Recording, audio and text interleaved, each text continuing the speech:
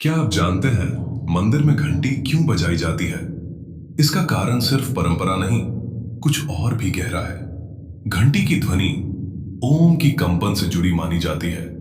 जब घंटी बजती है, उसकी तरंगें आसपास की नकारात्मक ऊर्जा को दूर करती हैं।